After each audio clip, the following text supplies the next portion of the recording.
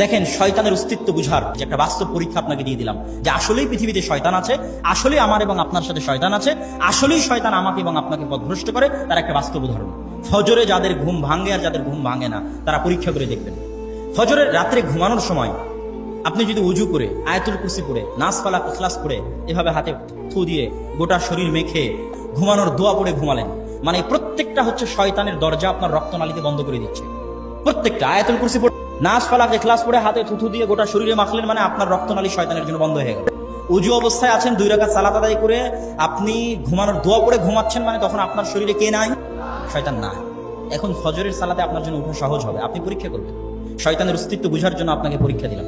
আরেকদিন আপনি ওযুও করলেন না, সালাতও আদায় করলেন না, নাস ফালাক ইখলাসও পড়লেন না, আয়াতুল কুরসিও পড়লেন না, ঘুমানোর দোয়া পড়লেন না, মোবাইল চালাতে চালাতে ঘুম চলে গেলেন। আপনার শরীর কার কন্ট্রোলে? শয়তানের কন্ট্রোলে। পরীক্ষা করে দেখবেন।